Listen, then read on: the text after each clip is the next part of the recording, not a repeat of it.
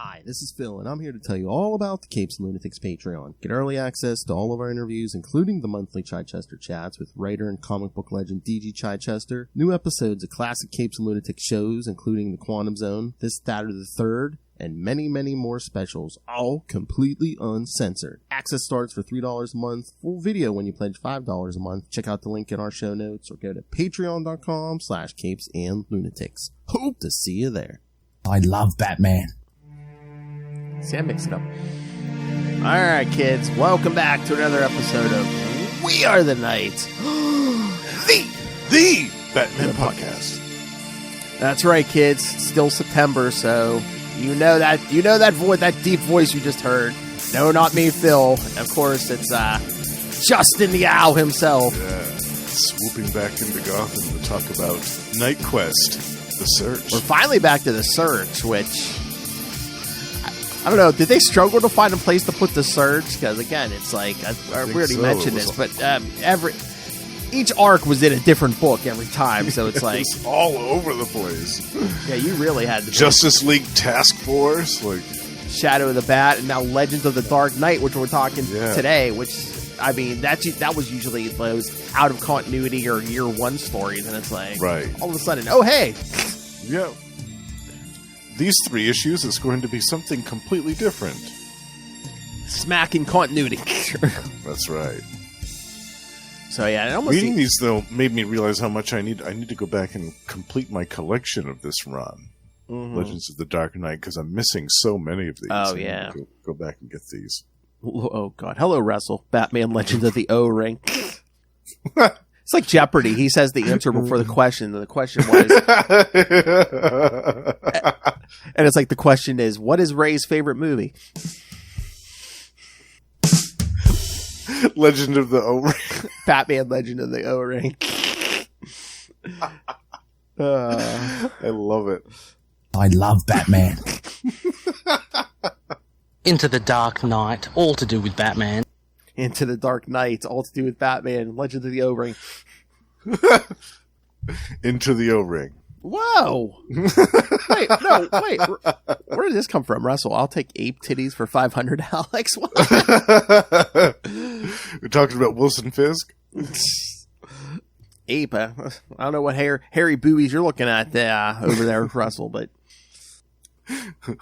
Oh, make sure you check out Marvel Tales episode 38, Russell, because Ray was on with us this morning to talk Silver Sable. So Silver Sable, lots of boob talk on there. Yes, because Ray's schedule is always busy until you hit one of his favorite characters or a 90s drawn lady. So. A voluptuous female character, yeah. It's an SNL skit, you effing nerd. Oh, I'm sorry I couldn't remember every joke in the 40-some-year history of SNL, Russell. I'll take swords for $1,000. Oh, there you go. The old Jeopardy skits, yeah. I forget. Oh, what was the one? It was he gave an answer. He was like, or something. Your mother's a whore. You know, the old, your mother's a whore! But done with the Sean Connery flair. That's what I'm referring, jerk. Sorry, I can't remember I'm sorry, I can't remember every joke in every Jeopardy skit from 20 years ago, Russell. I'm sorry. Your mother's a skank. Nah. You're trying too hard, Russell. We still love the drop, though. Oh, yeah. Oh, yeah. Oh, this morning, Russell Ray said that you sounded like something from The Exorcist with yours. Your mother's a whore!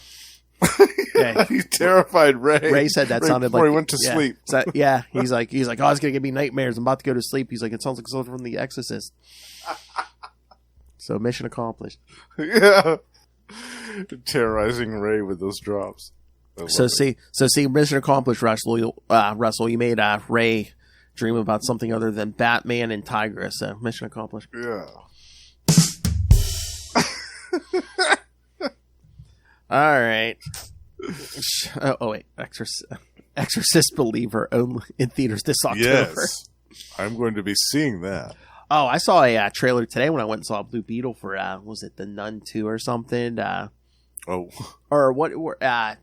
Yeah, whatever that nun movie is. Yeah. That looks funny, actually. Those nun movies crack me up. It was so weird. That's what I was telling Lilith while we were doing our Blue Beetle review. Capes and Lunatics episode 206 or 306. No, I was saying it's so weird because it's like in the beginning, like you were getting a bunch of like kids trailers for like, you know, like there's a new Trolls movie coming out. There's a Paw Patrol movie coming out. And then like the last trailer was like, yeah, that nun movie. Or a horror movie. Yes! Like a straight up R-rated R horror movie. I was like, wow. They're going all over the place with these trailers. Justin's got a nun in the basement? What? It's true. She tells all of the fortunes that I want. Russell, they showed the wrong ass trailer. Probably. I mean, again, it was Blue Beetle, so I was like, okay, what audience are we going for here? Because we went for everything from like Paw Patrol to like a R-rated horror movie. I was like, okay, something for everyone. Exactly. All the kids' faces. Yeah. Can you imagine them watching the? At least there wasn't a ton of kids in there because, again, unfortunately, Blue Beetle. I mean, I think there was 10 of us total in the theater. Oh, really? Yeah. I'm gonna go see it next weekend. Yeah. That's where little Lyle was saying. Hopefully, word of mouth will help that movie because I mean they kind of dropped the ball in the advertising, but they did. They needed to hype it up a little bit more. I think they spent, like Lil said, I think they spent most of their advertising budget on the Flash. Yeah, they did. Yeah. How was the new episode of George Lopez? He was fun. He was funny in it. He's like he's the funny uncle. I can't wait to see it. I'm excited. Yeah, I'm excited for it. It'll be nice to see something different from DC. No, I thought the cast. Off the beaten path. I thought the cast. Me and Lil both said that we thought the cast was good. They did a good job. Yeah, it's just I think the story could have, like the writing could have used them more, some more polishing. But yeah, But yeah, no, the cast I thought were great, especially the family and everything, like Jaime's whole family. Yeah. Although you'll see some superhero tropes in there. I'm hoping for a Ted. Oh, he's hoping for a Ted Cord cameo. Not going to spoil anything. Well, they do mention Ted Cord, Russell. And you see. Well, there's a Cord in the movie. I think it's the Susan Sarandon's character, right? Well, Susan Sarandon is his like evil sister, but you also get the daughter of Ted Cord in here. Oh, interesting. That's like Jaime's love interest. Yeah. Ooh, okay. Yeah. Well, I like that then. Good. Russell giving up hope for a Vic Sage appearance. All I will say is there is a mid-credit scene, so... Okay. Now, did they mention the Golden Age Blue Beetle? Dan Garrett? They actually do mention Dan Garrett. Yes. Really? Because when they're talking about the Scarab, they said, Ted was running tests on like Dan Garrett when he originally had the Scarab and stuff. Wow. So because cool. Because they also mentioned Ted Cord couldn't unlock that Scarab, and I love it. That's why he made all his inventions. Oh, they do use the bug, his flying bug. They do use that. Oh, the ship. Yes. Yeah, nice. Oh, that makes me so happy. I can't wait to see it. Oh, yeah, they basically go down into the Beetle Cave, or they don't call it that, but it's basically the Beetle Cave. Yeah. Nice. So. Oh, yeah, that's great. I'm even more excited now. It's going to be a great movie. Again, I like the characters. It just needed a little more. Well, maybe it'll do well enough to get a sequel, and we'll get to see a little bit more polish. Hopefully, yeah. And I think they tried to cram a lot in because it's only like 2 hours and 7 minutes. So, and there's a lot of those Jaime Reyes Blue Beetle stories that they could adapt. Yeah, and it's weird. It's like that's what we were saying. Like he's a teenager in the comics, but he's kind of like he's like just out of college in this movie, so he's a little older. Is he? Okay. He's probably like 22 or something. Yeah, something like that. I'm okay with that though. There's enough teenage superheroes running around. We don't need, we don't need to do the high school crap anymore. All right. So should we? I don't want to disappoint Ray. Should we do what we're here to do and talk some Batman? Yeah, let's talk about. This is actually the conclusion of the search, Knightquest: The Search. These 3 issues. Oh yeah. So yes, concluding the search. We're gonna. Dr. Plot Resolver is gonna resolve a plot for us. Yeah.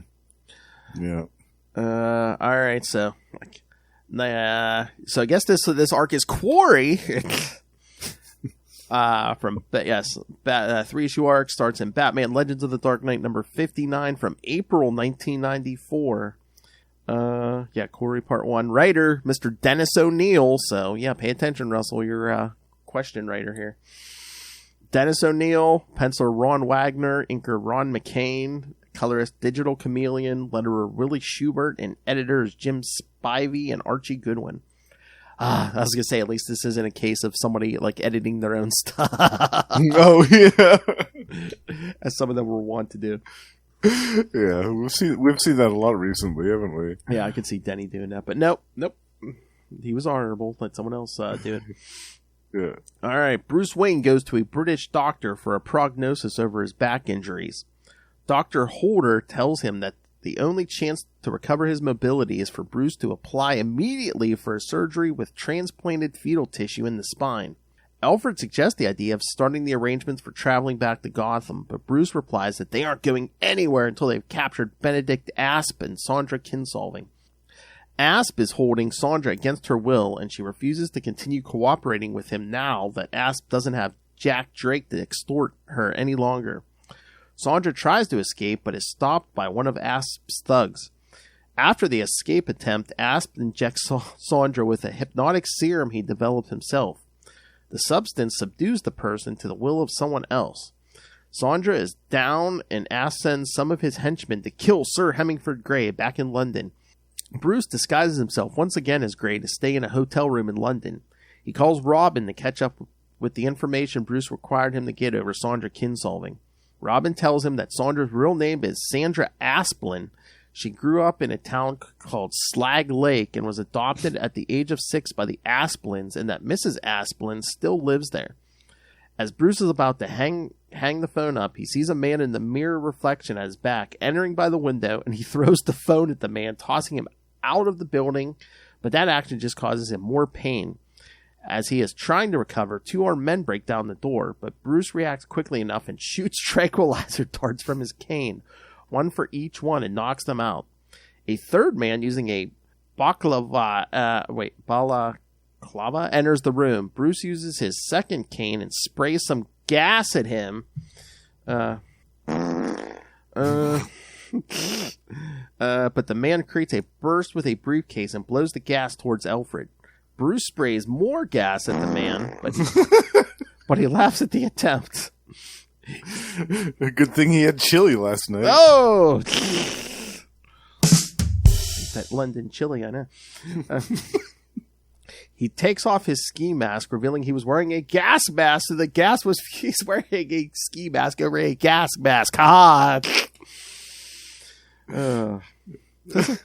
Doesn't that defeat the... the ski mask is to conceal your identity, right? Wouldn't the gas mask conceal your identity? Yeah, it's a little redundant, yeah. Guess in case one fell off, I don't know. Yeah.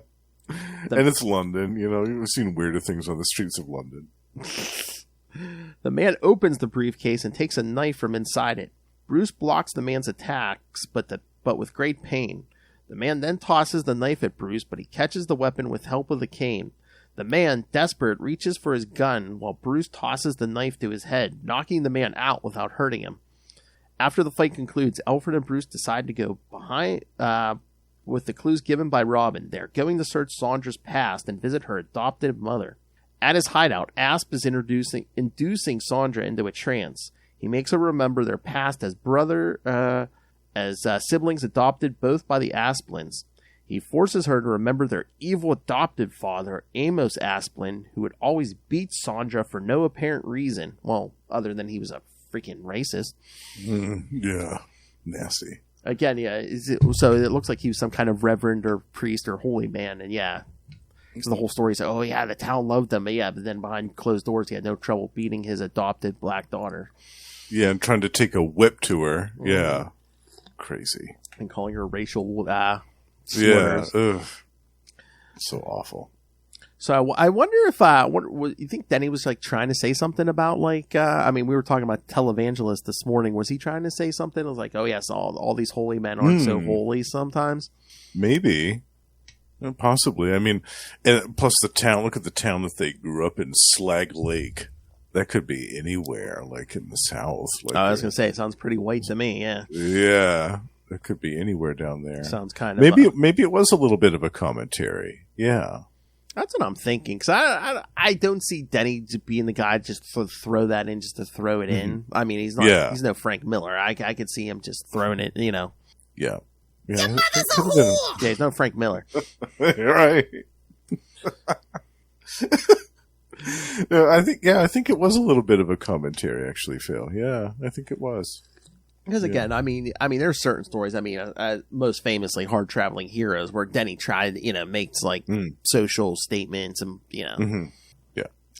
Asp puts on his psionic helmet and makes Shondra remember more about their past. How one time he was injured badly by their father, and she would go to Benedict and heal his wound. It was completely cured, and that healing power would only work when they both worked together. Those memories are being told at the same time to Alfred and Bruce as they visit Mrs. Asplin. She tells them about the one time when Amos Asplin brought home a whip and threatened to use it on the kids. Sandra and Benedict were so angry at him they wanted him to see him dead, and so he instantly died.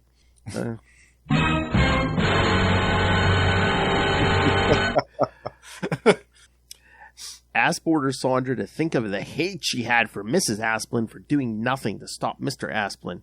With the hate thoughts of Shondra in mind and Asp's psionic helmet active, Mrs. Asplin dies in front of Bruce and Alfred. Asp rejoices the success of the plan and states that the next victim will be Sir Hemingford Gray. Thoughts? I don't like these 3 issues as a whole, because just the whole Dr. Plot Resolver thing, I think, is so weak. But that being said, if you take that away from it, I really liked this by itself, this issue. The art especially, I really love Ron Wagner's style. Yeah. Especially that fight in the hotel room between Bruce and those 4 guys. There was hardly any dialogue in a lot of that. It was just action, but it was so good and so well done. And the art was excellent just throughout the whole issue. I loved it. The plot, not so great. No. I just can't get behind it. I can't get behind this sudden Shondra Kinsolving has powers, and I just think her brother. They kind of started a whole thing of the Shadow of the Bad issues, and I almost feel like they were kind of like, oh, we broke Bruce's back. Eventually we're going to have to cure him. How are we going to cure him? So they came up with hey, let's give Shondra powers. Yeah, but by that same logic, Bruce could have called up Zatanna and been like, hey, Zatanna, why don't you fix Bruce's broken spinal column backwards? Yeah. You know what I mean? He could have contacted anybody that he knew with powers like that to fix his back, from the Justice League or who knows what. Yeah, or even this whole world. He could have pulled a Tony Stark and be like, oh yeah, let's put a chip in his back or something. Yeah. He could have contacted some science whiz person that he knows, some costume, like Barry Allen or some Wally or whoever was the scientist du jour at the time for DC. Because would that have been more interesting instead of this, we have to force this rescue mission, would it rather him just hunting down a cure? Because he's like, I have to be Batman again, especially once he finds out Jean Paul's running amok. He's like, I have to become Batman again. So, see, in the beginning when this search thing started, I thought that the reason why Bruce wanted Shondra back was because she knew some type of experimental or radical spinal surgery, some technique that could potentially fix his back. She went to school with a Wayne Grant and all this stuff, and spent all this time researching spinal injuries, and came up with this special technique to fix people's back. She's the only person that could do this. I could have gotten behind that. Yeah. Somebody that has the surgical know-how, the expertise. They aren't accepted by the medical community because their technique is too radical or whatever. I don't know. But I could have accepted that a lot more than, oh, boom, suddenly she's got powers and she could fix anything. Yeah. Yeah, because it's again, it's only when the two of them are in contact, but it's so they're mutants or something, because we don't see anything that gives them these powers. It's just all of a sudden, oh, hey, one day we were kids, we touch each other, oh, we could do this thing. Yeah. Yeah. And there was no explanation of anything before that. We were exposed to this, or Yeah, no, because like Yeah, even in like the 80s and 90s when they did the metagene, didn't you have to get like hit with something or something to activate that metagene? yeah. And this was before that alien bomb went off and Yeah. triggered a bunch of people's metagenes. Yeah, I don't get it. And it's like, I guess they're mutants. I guess. I could see Denny not liking this and being like, okay, I guess we got to write it. I guess we got to fix this. But I could see him grumbling about it and be like, I don't like this, but we'll do it, whatever. I could see that. I could see him being, no, let's just wrap it up. Yeah, again, I think they were just trying to beat the clock here. It's like, we need Bruce back. We need him back as Batman, because as soon as literally after as soon as Night's End ends, 0 hour starts the next next issue. So yeah, there wasn't even a gap in between that. It's unreal. Not at all. I think they were trying to beat the clock. They were just like, yeah, he has to be in 0 hour. Yeah. If only he wasn't in 0 hour. We could maybe we could have avoided the whole thing. Yeah, but they wanted those crossover, with the tie-in issues, like when time's running amok and he gets to like see the timeline where he died instead of his parents that night and stuff like that. They wanted to do all that. Yeah. They're like, man, I don't know if we get to come up with 3 or 4 of those stories for Jean Paul. So yeah, let's get Bruce back. Yeah. And I knew that Jean Paul wasn't going to be Batman for long. Like, I mean, we all knew not forever. that, right? Yeah, no. Yeah. We all knew that it wasn't going to be forever. But I was always hoping for a better solution to Bruce's injury, to that dilemma, than this. Yeah. But I will say that this issue and the 2 that follow it that we're also going to talk about, the artwork is excellent. Excellent. Yeah. Oh yeah, the art is not the problem with this arc. No, not at all. And that's what makes these still enjoyable to read for me. Oh yeah. Even though I don't like the story, I love the artwork so much that I'll still go back and read it. And again, I was gonna say, are these all? Because I just opened issue 60, Norm Brayfogle cover. Yes, painted. All 3 of these are painted Norm Brayfogle covers as well. Gorgeous. So that definitely helps. Yeah. Yeah. I mean, was he doing the covers for these at the time regularly? I don't remember. I don't think. No, he wasn't doing. He wasn't like the regular art. I mean, we were getting painted covers, but I don't think. Oh no, that was Shadow the Bat. Yeah, Shadow the Bat was Brian Stelfreeze did all those, but Legends of the Dark Knight, I think, were different people. Yeah, I think it. Well, again, it's just the nature of the beast. Yeah, because I think there was different cover artists. Because again, you were getting different creative teams each arc too. So inside, so right. Yeah. I'm just scrolling through the app here. Yeah, I'm gonna go back and get some of those. Yeah. Oh yeah. Some of them, like some of the stuff's collected, like the Venom arc. When Bruce gets hooked on Venom. Yes. Yeah. Because Lilith and I covered that early on. Yeah, that's and the Shaman, I think, was another one that was collected, wasn't it? I think so. Yeah, something like that. Yeah, there were a handful of them. Yeah, I'm trying. I was gonna say if it not. It might be all of them. It looks like all of them might be on the app too, kids. So yeah, they are all on the app. I looked earlier. 219. Nice. I'm surprised. I'm surprised that they went 219. Seeing how too. It wasn't like a regular in continuity, right. book. And it was like an anthology, like you were saying, an anthology, a different creative team on each story. And sometimes that doesn't hold people's attention well, but it obviously did for 200 plus issues. Wow. Although it did have to be, it had to tie in with the rest of the books like for a whole year when they did No Man's Land. So. Oh, right. Yeah. They did that a few times. Yeah. They did that a few times. But yeah. So yeah, that's the thing. I've always been like, man, I just want to do I should do like a straight read through of, I need the time to read all of these. I've read a bunch of them, but there are holes where I haven't read all of them. So, yeah, it would be cool to go back and cover some of those sometime. I'm gonna have to throw some of those on the schedule for next year. Tell Lilith we're doing them. I don't think she really had a problem with the Legends of the Dark Knight stuff. Yeah, a lot of those were really good. Yeah. A lot of the ones that I read, I was really impressed with. All right, ready for part 2? Yes, I am. All right, Batman Legends of the Dark Knight number 60 from May 1994. Knightquest to Search Quarry part 2. Denny O'Neil again. This time, penciler and inker Eduardo Barato, who we talked about last episode. He did the Batman Annual 17. Right, featuring Ballistic. Yes, Yeah. Ballistic's first appearance, yeah. Yep. Colorist Digital Chameleon, letterer Willie Schubert. Yeah, so everyone's the same except, Eduardo's jumped on here as penciler and inker. Mm-hmm. That's the other sign that, oh, maybe this was like a rush job. It's like, oh yeah, we already need another like penciler on to come in here. Yeah.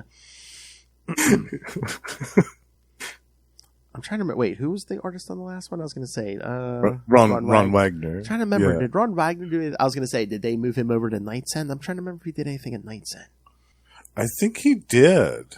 Maybe was he maybe on this book, because this book was part of Knight's End too. I mean, we're going to get to here. Yeah, I feel like he was in one of the Knight's End. So I wonder if they just brought Eduardo Barato in so Ron Wagner could start working on Knight's End already. Yeah, they're trying to get a leg up on it. Because, again, all 4 books were a part of that, so it was basically every week. There was a Batman book that tied this up. Yeah. All right. Yeah. Benedict Asp is relishing the killing of his stepmother with the help of Shondra's powers and his psionic helmet. Shondra is exhausted, and Asp is preparing himself and Shondra for their next killing, Sir Hemingford Gray. Bruce Wayne and Alfred Pennyworth witness Mrs. Asplin's death. They are leaving England and are heading to Gotham City. As Bruce is in the car checking some data over Asp on the computer, Asp is ready and sets his plan in action. He intends to kill Sir Hemingford Gray with Shondra's powers and his own amplified with the psionic helmet. Yeah. Bruce feels something strange and tells Alfred that if Gray had been real, he would have probably just died. Boo! Uncertain if the plan worked, Asp decides to threaten a world leader to obtain $50 billion. How about no?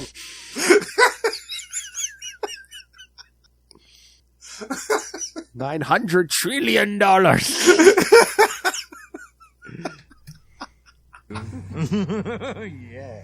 Yeah, baby.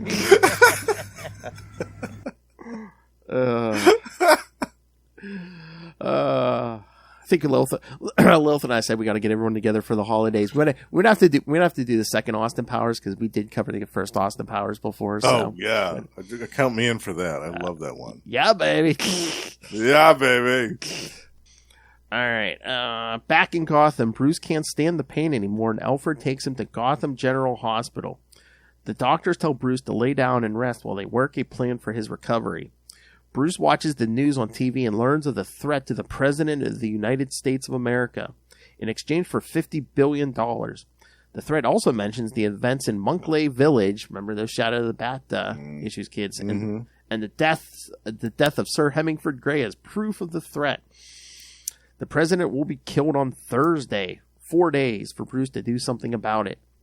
Just as he is rising from his bed, Alfred tells him that if he continues to act recklessly, he will resign his post. Bruce won't listen, and Alfred resigns. Alfred goes to Wayne Manor seeking the help of Jean-Paul Valley, Batman. Alfred tells him of Bruce's plans and asks him to help Bruce while he stays and cleans up Wayne Manor for the last time.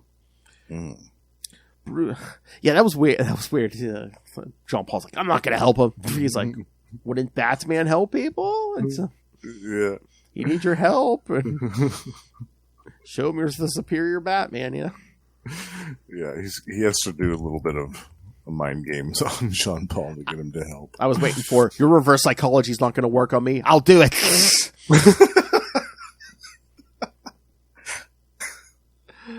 And I'm like, I was like, what was John Paul so afraid of, that Bruce was going to like try to come back and I guess afraid he's going to come back and try to take the mantle back. But I'm just like, yeah, why wouldn't he help him? Yeah, what's his reason? And if you're that attached to Gotham, it's like, let Bruce take Batman back. Be your own thing, have Azrael chopping criminals up, Exactly. I mean, the hallucinations in your head are arguing that you should be Azrael. Just do it. Right. Yeah. But again, he's not in his right mind, so. Yeah, that's true. Bruce disguises himself one more time as Sir Hemingford Gray. I thought he was dead. And causes a great disturbance that appears in the local newspapers. Intrigued by how the old man could have survived, Asp plans the capture of Gray on his yacht at the Gotham docks. Bruce leaves Robin a recording letting him know of his current plan and indications of what to do if the plan goes wrong. At that time, Jean-Paul Valley saves a man in a wheelchair at the docks, thinking it was Bruce Wayne. The man is just a decoy to distract him from the real capture. By the time he realizes this, Bruce, posing as Gray, is already captured and is being led to Asp's hideout. All right. Alfred quits here. He moves to Europe and does not return until Nightwing, Alfred's Return #1. The one shot. Yeah, this is the beginning of a little bit of a rift between these two. Wait, what is this? I don't know if I've ever heard of this. It could have said Jean-Paul appeared last in Chain Gang War #12. Chain Gang War? Yeah, #12. So there's at least 12 issues of that thing. I've never heard of that. No, I've never heard of it either. There's no synopsis for it, so I don't know what the hell's going on here. I would assume it's something in Gotham since Jean-Paul shows up, but the only character name that's looking familiar to me is Deathstroke, so I don't know. Weird, huh? Yeah, Chain Gang War. I don't remember that at all. From June of 1994, so yeah, I don't know. Oh, I just looked at the cover. I do remember that cover. Okay. Yeah, but I didn't read it. Wow. Jean-Paul was in that. Okay, interesting. I'm thinking it's a bunch of, what's it, like villains or something, and he just comes in and busts heads or something? Yeah, that's a new one on me, huh? Yeah, I haven't heard of that. Boy, that was really buried in the 90s. I didn't hear of it. Yeah. 1994, June. Wonder if that's on the app. Oh, and it was saying last issue and this issue, despite being part of Knightquest, this issue wasn't included in Batman Nightfall Volume 2 Knightquest collection. Yeah. It was in the omnibus, but and one of the collections, but not the other collection. Yeah, a lot of the search stuff was omitted, wasn't it? Mm-hmm. The collections, yeah. Don't know why. Yeah. Again, this was so hard to find. Like, back in the day, man, like, I remember, like, I was lucky if I saw the search issues, especially if you did, like, the newsstand. It's like... Yeah. Yeah, I only ever saw the issues in the comic shop of the search, except for the Justice League Task Force ones. Yeah. So if you were on the newsstand, you didn't know Bruce was doing anything. You thought, like, he just disappeared. Yeah. Yeah, you only had access to Detective Comics and Batman. Yeah, because like the other two were, yeah, the newsstand. I don't remember seeing Bruce again until, like, if it was just newsstand till, like, Night's End. Yeah. Or there was, like, a Robin issue that's, like, the prequel to it. Yeah. Mm-hmm. Yeah. Was there a Nightwing? There wasn't a Nightwing series at this point, was there? No. No. He was still in Titans. Yeah, well, yeah, this was, like, towards the end because, yeah, he shows up in Night's End and they're kind of, like, they kick him out of the Titans, and he comes over here because after 0 Hour, when Bruce returns, Bruce takes another trip, but this time he lets Dick Grayson fill in as Batman. Oh, right. That's right. Okay. For like 2-3 months, yeah. Yeah. And Tim Drake was happy with that choice. Yeah. This time you did it right. All right. See, we can learn from our mistakes, Bruce. Yeah, come on. That should have been obvious, but okay. All right. You ready for the last one? Yes. All right, Batman Legends of the Dark Knight 61, June 1994, Quarry Part 3. Yep, same team as last time. Eduardo Barrado's still here, so I'm thinking Ron Wagner's working on Night's End. You're probably right, yeah. Jean-Paul Valley as Batman brutally beats a thug who played a decoy for him, and Batman is left without a clue of Bruce Wayne's whereabouts. Boy, narrow that. What issue is that? Narrow that down. Jean-Paul Valley as Batman brutally beats a thug. Let's narrow that down. Right, yeah. That could be anything in the last couple of months. Exactly. Yeah. That could be anything since Batman 500. I don't know. Right. Make you eat your eyeballs, Tough Tony. With fava beans and a nice Chianti. Bruce is taken captive by Benedict Asp. Bruce is disguised as Sir Hemingford Gray, and Asp tries to discover why his psionic weapon didn't work on him. Asp tries one more time and forces Shondra to feel hate towards the man she is looking and listening to. Though she doesn't recognize Bruce, something in her subconscious snaps, and she does not only recognize the man as Bruce, but also as his secret identity as Batman. The procedure doesn't kill Bruce, but knocks him out for some time. Asp locks up Bruce and waits for the right moment to kill him. Back in Gotham City, Commissioner Gordon and Robin track a homing signal equipped in Bruce's wheelchair and find out that Bruce was taken to Santa Prisca. There is a tropical storm at the time on the island, and they cannot establish a connection. When Bruce wakes up, he manages to escape from the room he is locked in. He then takes down one of Asp's thugs with gas from the wheelchair. Bruce finds where Shondra is being held captive and talks to her. Shondra has developed some kind of personality disorder, speaking as if she were a little kid and then would speak normally. The conversation is being heard by Asp with a hidden microphone in the room.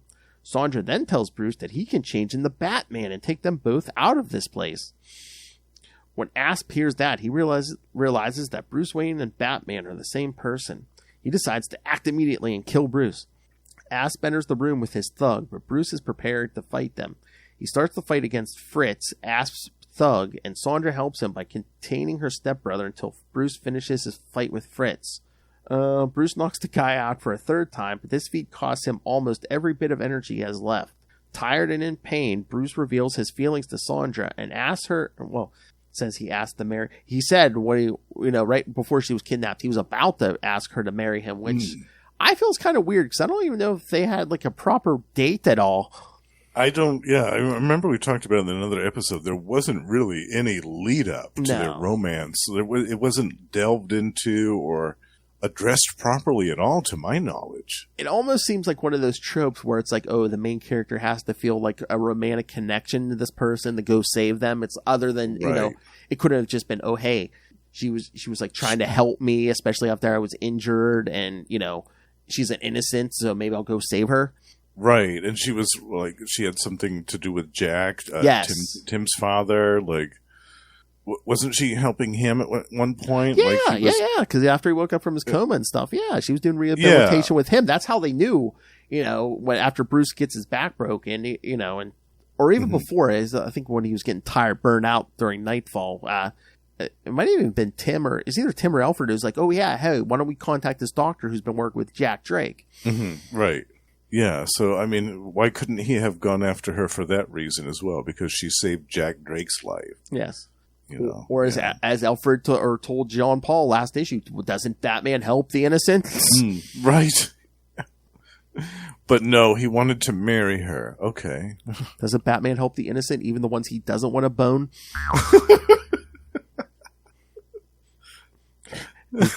And Jean Paul's like, I don't know, man. I really wanted to help Catwoman many times.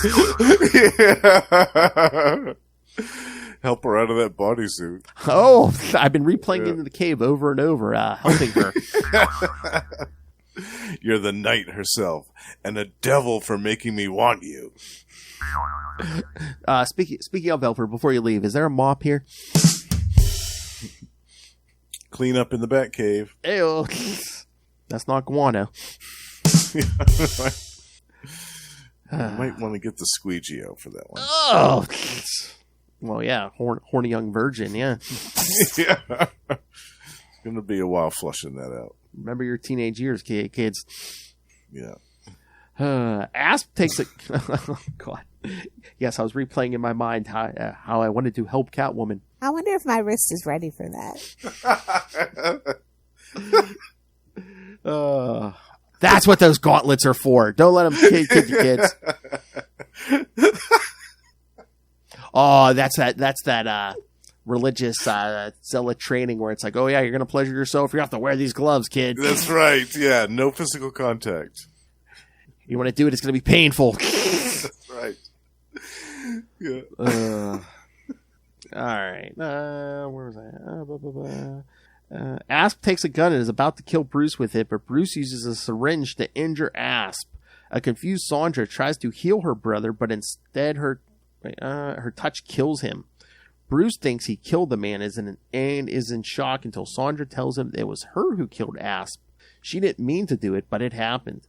Shondra notices Bruce's pain and decides to use her healing powers to heal him. They spend the whole night in the shack until the storm clears up. Bruce is completely healed, his back restored, and he can walk again. Bruce takes Shondra back to Gotham and buys her an estate where she will have all the medical attention she will require. She is mentally scarred beyond recovery. She will stay in a childlike consciousness for the rest of her life. Boo. So she was switching back and forth. I was like, was her whole night session of healing him what drove her to be a child permanently? Yeah. That wasn't discussed, was it? No, they really didn't say. It was either that or maybe killing her stepbrother. I don't know. Or her adopted brother. Oh, maybe that was what pushed it over the edge. Yeah, possibly.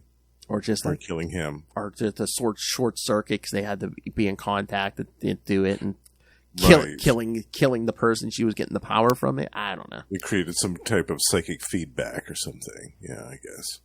And it's kind of subtle. I'm just like, so did she just lay there all night and like cuddle him and heal him, or was there like how does the song put it? Sexual healing. Superior puss. There's nothing else to do. They got to wait out that hurricane all night long. I mean, seriously. I mean, any port in a storm, I guess. Because again, she wasn't in contact with Asp, but it seemed like it was taking her a while to heal Jack Drake. I'm like, Bruce was healed pretty instantaneously. Yeah. So was that like direct? He went straight to the source. Superior puss. I mean, he can't get any closer skin to skin contact. Is that what did the quick healing? I don't know. Intimate healing, you could say. And is that what drove her to a permanent childlike state? It's like, oh, I don't want no more of that. That was awful. that rich man penis scarred me beyond repair.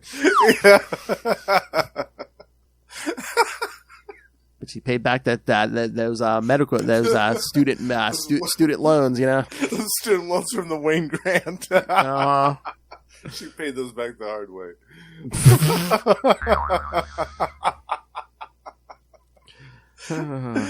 Yeah, I love how he's walking along the beach the next morning just carrying her. And this man has been in a wheelchair for months now.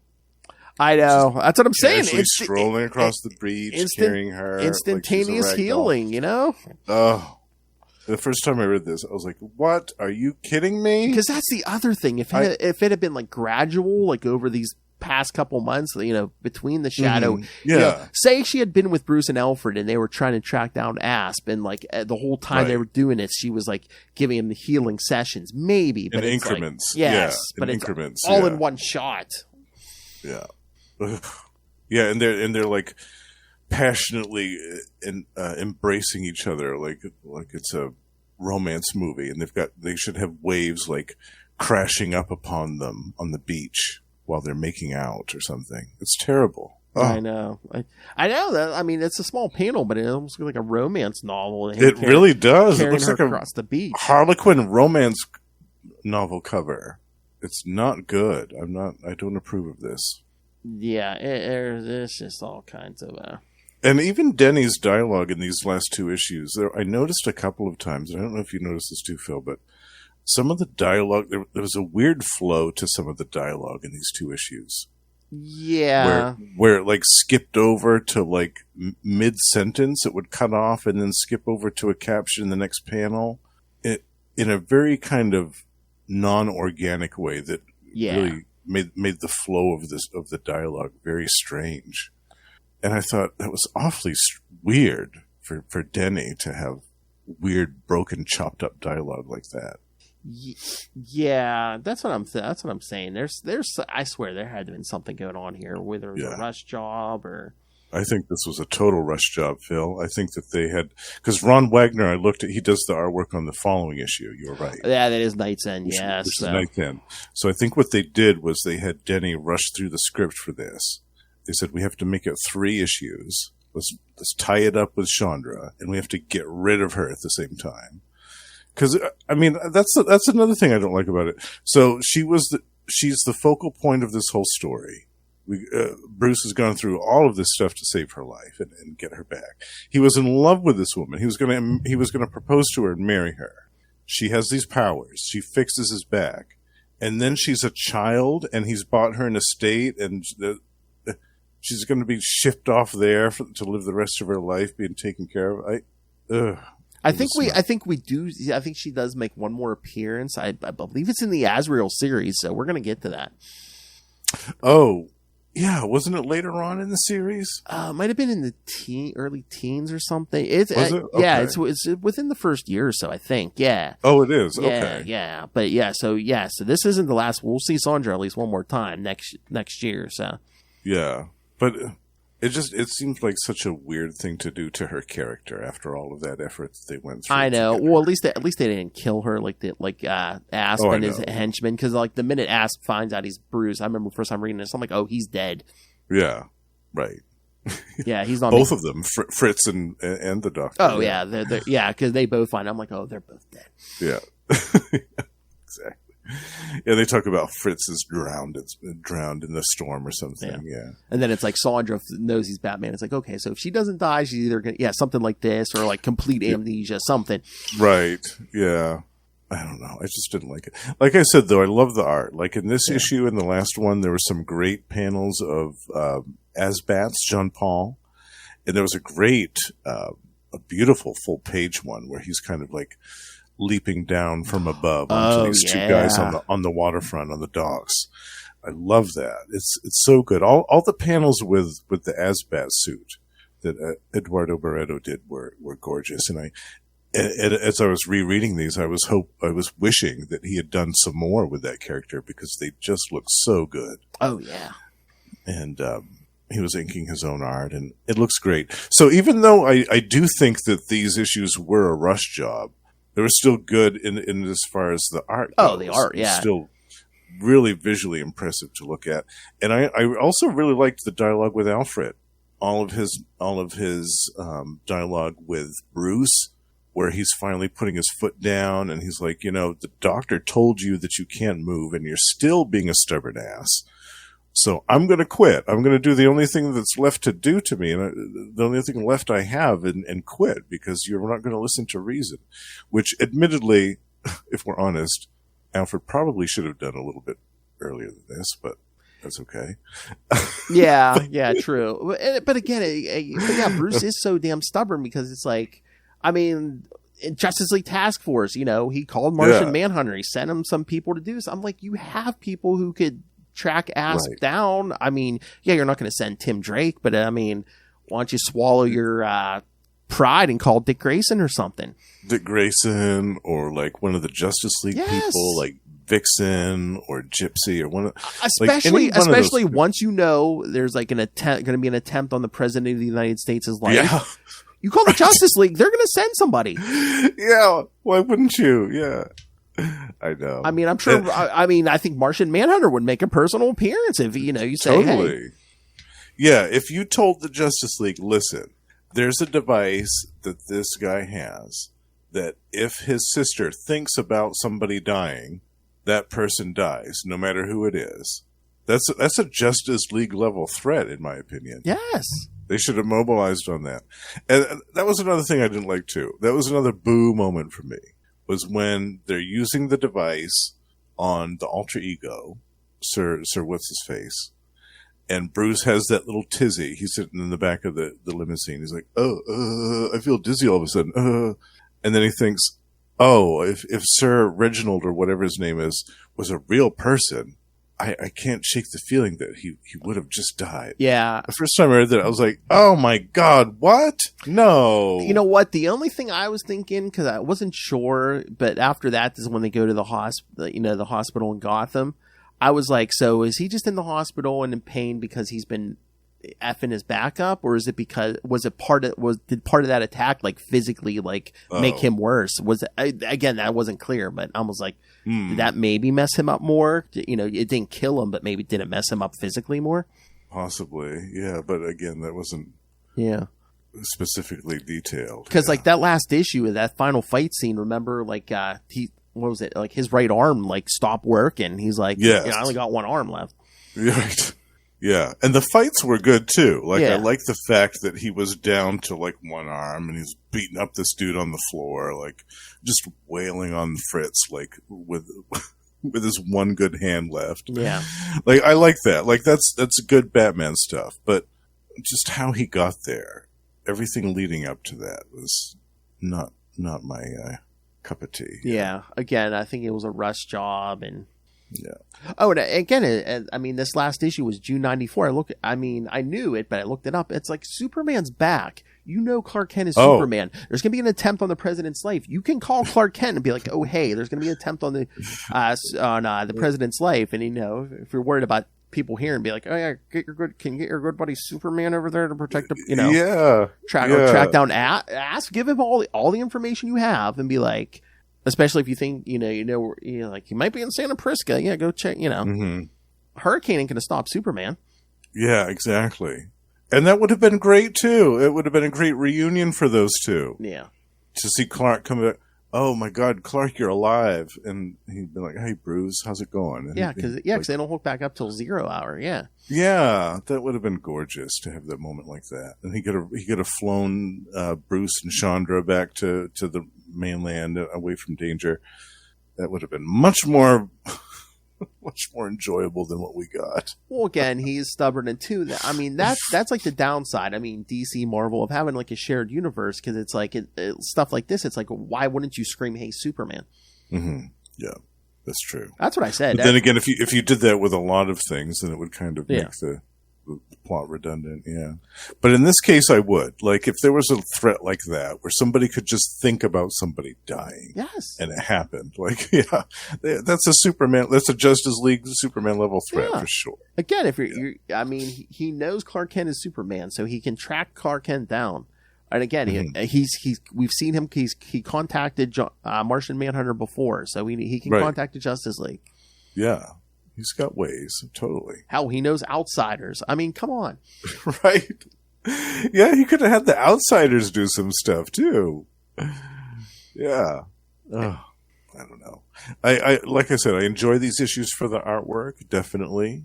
I enjoy the depictions of Asbats in these two issues a lot. I love the Ron Wagner art in the other issue. I can't say enough good things about the artwork in all three of these, and the gorgeous painted covers by Norm Brayfogle on all three of them.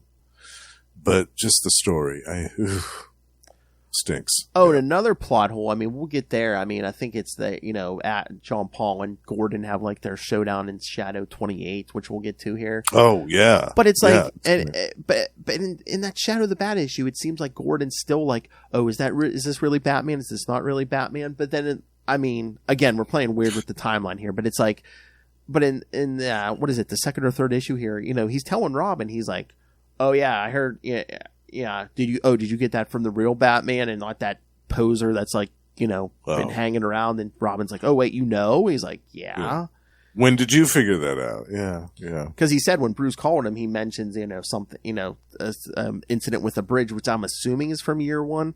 The end of year one, when Gordon's baby gets kidnapped and Bruce jumps off the bridge to grab it. Yeah, that's what I'm assuming. Again, there's probably more than one bridge thing that's happened in their history, but probably a few. Yeah. When was that? It was that miniseries that we covered a few episodes back where Jim it was like the lost story where Jim realized that Asbats wasn't the real Batman. Oh, was it that Turning Points issue? The Turning Points one. So I wonder if that was supposed to be like the moment that Jim knew. Yeah. That but I'm wondering where that was set in the overall chronology. Yeah, I'm wondering because that was written way later on, way after it was over with. So I don't know. Yeah. I took that to be like the moment that Jim figured it out, but I don't think that it was, or if it was clear, I don't remember when it was set in the timeline. Well, that's always so weird because it seems like it takes him forever to figure out Jean Paul, but it's like And but again, maybe because he has the experience. By the time Dick Grayson takes over, he seems like he's like, oh, I know that's not the original Batman. But I'm like, Right. He's wearing the same suit. He's he's acting more Bruce than Jean Paul was. So why are you all? Yeah. Right. And again, I'm always like, why didn't they just go to Gordon? I mean, you don't have to tell me your real name, but like, Commissioner, it's me, Nightwing. Right. Yeah. Yeah. So it's not the original guy, but you can trust me.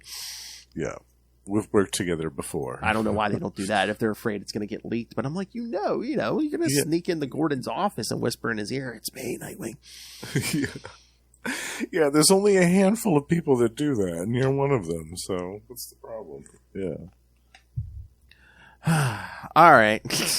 Did we rant? Yeah. What are your overall thoughts on? Again, I mean, I agree with. I agree with all your plot. I think we have like the same thoughts, where it's just like, yeah, things could have been done differently. But again, was it a time issue? Because again, we had to squeeze in it seems like the whole time we were squeezing in the search. But next issue of this, it's going to be Night's End, and then right in the 0 hour. So right.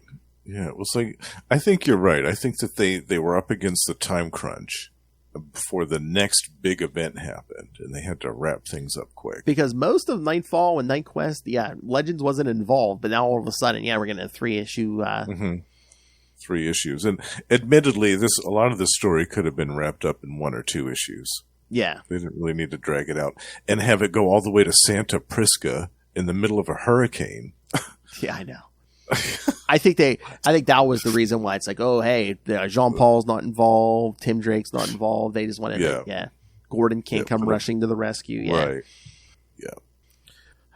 But you know what? But you're saying it didn't have to be 3 issues. You know what? As quickly as we thought this was resolved in 3 issues, can you imagine if they only did 1 or 2? How quickly that would have seemed resolved? Oh, that's true. Yeah, that's very true. Yeah, you're right. Especially the ending of this 3rd issue. Yeah. Especially 1 issue. We're like, what the hell? We went through all this months of this, and then she heals him in 1 issue. Yeah, right. Yeah, no, you're right. Yeah, 3 issues feels good for this, but the overall story feels like it was rushed. You know what I needed on that last page? Him walking across the beach carrying her, and then like in a little panel off to the side, you just see Bane sitting in his cell. He sits up and goes, "Son of a bitch!"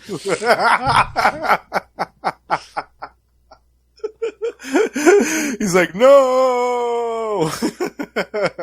Oh, like in Harley Quinn. No! Yeah.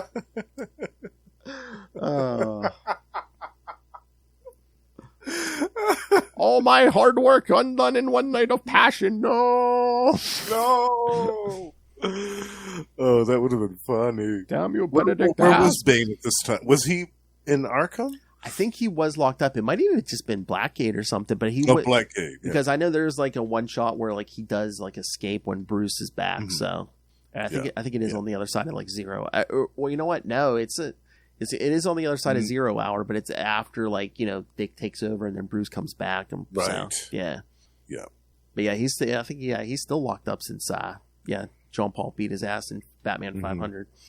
And I liked that it was a while until we saw him again. Yes. They didn't pull a Venom and like immediately bust him out of jail like 2 months later and throw him up against somebody else. Yeah, that was nice. I mean, they eventually weave him back in, but it's like, I think he was, just like Doomsday, he was created to be the plot device that, takes the guy out for a year. Right. Yeah. Yeah. And he proved to be enduringly popular, yeah. Yep. I'm obsessed with pasta makers. And you think this gives you power over me? Oh, Mr. Wayne. Well, again, Dark Knight Rises is still better than Batman and Robin, where he's just a grunting. Yes. Yeah, with whatever that Nickelodeon, that glowing green goop on Nickelodeon Slime Time was, that stuff running through his veins. Oh, God, yeah. Remember that glowing green Venom stuff? It was so bright you could see it from space. I know. Again, that was Schumacher. That was all, both those movies were neon everything, and oh, God. Yeah. Oh, what a mess. I know. All right. Anything else? No, I think we lambasted the I was going to say, Ray should listen to this issue because we poo-pooed on a lot of Batman. Yeah. Again, the artwork was great. The story, not so much so. Yeah. Pretty dumb, all of it. And again, Denny's a good writer, so I'm thinking it was like a time thing or something. Yeah. It had to have been. Where he got marching orders of like, you got to do this, this, and this. Like, all right. That's what I think it was. I think they were like, you've got to wrap this up. We don't care how you do it. Just do it before this issue because this issue is going to be 0 hour. But I just wonder how long they had the whole Shondra as like a mutant healer in their back pocket because it seemed like they were starting to come to that in the Shadow of the Bat issues. So. Yeah, they were. Yeah, I remember that. I wonder if like right around Batman 500, they're like, okay, eventually we're gonna have to bring Bruce back. How are we gonna heal his back? And everyone was like, we didn't think that far ahead yet. Oops. I know. Let's have Shondra kidnapped. Her and Jack kidnapped, and she'll be a mutant. Yeah, she's got powers, but she can only use them in proximity to her crazy brother. They were sitting around like in that 70s show, like passing the smoking the doobie. Yeah, she's a mutant. Yeah, because we don't even have to explain where she got her powers. Yeah, Smoke the doobie. Yeah. What could possibly go wrong? Yeah, they're like the Strucker twins, and the powers only work when they're touching. Yeah, like that. Yeah, like that. Even though they're not biological brother and sister. Yeah, they can still touch and it works. Yeah. I know. Oh, it's so bad. Yeah, they can all be winners. Yeah, and we'll have a good one next episode. Oh yeah, that's right. Yes. Yeah, because we'll already be at the end of the month already. This is Justin's regularly scheduled episode. Yes, and we'll cover. Shadow of the Bat 26 and 27 featuring Clayface 3, 4, and their offspring. And their little baby. Oh, those are definitely going to make up for these ones, those two. And we haven't seen him in a little bit, but Abattoir will pop his head in. Yes, he will. Make a brief appearance. Yeah. So, I'm wondering now if we should look up that Chain Gang War issue and see what that was about. The one that Azrael's supposed to be in. Yeah. Maybe we can look it up. Maybe add it to an episode somewhere. Yeah, because I had no idea about that. I don't think I ever heard of that series. And again, it's like 90s comics, especially if there was a Batman, any kind of Batman appearance. I would have heard about it, but man, that must have been buried. Yeah, no, I remember the ad for the first issue, and I remember that cover, but I never read it. I don't remember anything about it beyond that. But maybe we can check that out and see if it's worth adding to the schedule. We'll do our homework, kids. Yes. Send in your feedback in the meantime. Did you like Dr. Plot Resolver, what they did to her? Let us know. I know Lilith didn't. All right, so next time Batman Shadow of the Bat 26 and 27, and then in 2 weeks Lilith will be back already, so... Yeah. Like I said, we'll cover 2 more weeks of Clayfaces, getting into some of their first origin stories. And nice. And then after that, it'll be episode 150 already. And Batman Mask of the Phantasm. I think we're going to do a live watch. So yeah, I'm going to try to get in on that. Yeah. Yes. Okay. Yes. I'll tell Lil. We'll try to work the schedule so you can join us. Yeah. That'd be fun. All right, kids. So so send us all your thoughts. Dr. Plot Resolver, Benedict making an asp of himself, upcoming Clayface stuff, all of it, Yeah. And send in your Clayface thoughts. Yes, and again, we're gonna close out Night's End by the end of the year. So, December, that episode's gonna be Night's year end. Ooh, yeah. Yes. Very nice. Then we'll get the ongoing Azrael in January. So again, lots of homework, kids. Send us your thoughts. Yes. Email us, CapesandLunatics@gmail.com, or call the voicemail 614-382-2737. That's 614-38-CAPES. And remember, you can find all things Capes and Lunatics episodes, social media, merchandise, the Patreon. Join the Patreon elite like this gentleman over here. Yes. Join me in the Patreon elite, and you can hear all about Lilith and Phil's thoughts about Heroes Reborn. And you can hear which one Lilith hated the most. It's a surprise. It will surprise you, yes. It definitely surprised me. Not the obvious choice, kids. Yeah. I was All right. I think we're good enough friends now. I was going to say, he's a gentleman like Lilith Hellfire's a lady. So. It can be gentle sometimes. Oh, my. Upon request. That's right. He's gentle with those biscuits. Be gentle with me. Oh, no. No. Where's the other one? I was just I think she has one that says, be gentle with the package. Oh. Which we know Justin is. Very much so. No. I think the pants come off next. Nah, that's not it. Smash it. No. That's a classic. I know. I know. We haven't played it in a while. Again, there's so much. That's like we were closing out the Blue Beetle review. I was like, I'm looking for a clean drop for you, Lilith, and in 2 pages, I can't find any. You got to do a censored and uncensored page. Oh, that censored page would be kind of small. Yeah. Phil makes it look so easy. I know. Some men just want to watch the world burn. And women, eh, Lilith? Sometimes. Oh man, Bray's blowing up the messenger. All right, all right, kids. So yes, all right. So Justin, he's doing double duty. Probably feels like triple duty to him this month, but usually, yes, he's on. He's here once a month to talk Azrael with me. We're now me, him, and Tyler twice a month on Electric Mullet, the Superman podcast, where we're going in order from John Byrne's Man of Steel onward. And of course, if you love Marvel, Justin and I are on Marvel Tales every week, covering something different Marvel every time. Could be X-Men, could be Silver Sable. So that's right. Avengers, could be Thor. Yes. So yeah. If you like anything Marvel, we're probably going to get to it eventually, especially if you send in requests like that rated. That's right. We do take requests. Yes, but that is not the end to this man's accomplishments. Justin, where else can people hear you? I can also be found over at Gamma Charge, the strongest podcast there is, where Russell and I talk about the Incredible Hulk and the sensational She-Hulk twice a month. And we also do live issue reviews of the brand new Incredible Hulk series by Philip Kennedy Johnson and Nick Klein, which is excellent. If you haven't checked it out, please do so. And we also have a Patreon. You're definitely more than welcome to check that out as well. We have bonus episodes every month.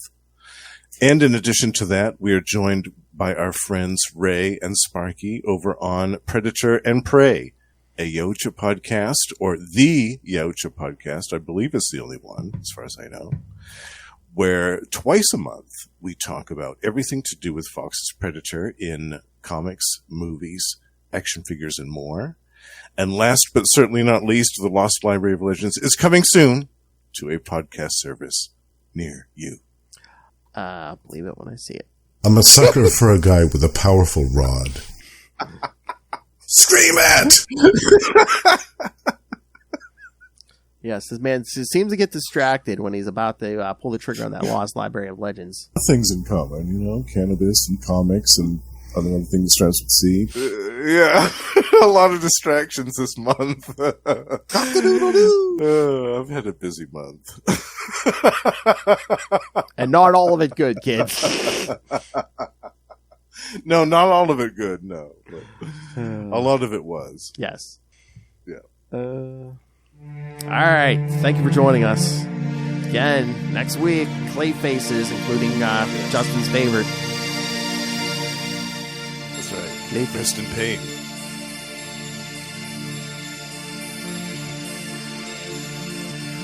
And again, if you want to hear more Justin, he's all over in September, so. That's right. Better be sending him a... Little Hellfire should send this man a gift. No. I don't need any gifts. It's all fun. So I was going to say, Will's doing a few episodes with me to fill in for Salty and Petty, but I mean the majority of Will's heavy lifting for the month of September is this man. So it's all been fun. I've enjoyed every minute of it. Even Dr. Plumber's on. Oh yeah, I mean you guys are the reason why I'm Will's I need another September off. I'm like, okay. As long as the boys will want to record with me, that's fine. Absolutely. We All can right, do kids. more of this. We can do more Wondercast. Exactly, All kinds which of we are stuff. going to. All right, join us next time. Same bat time. Same bat channel. We're the night. The Batman Podcast. Watch out for those gas attacks.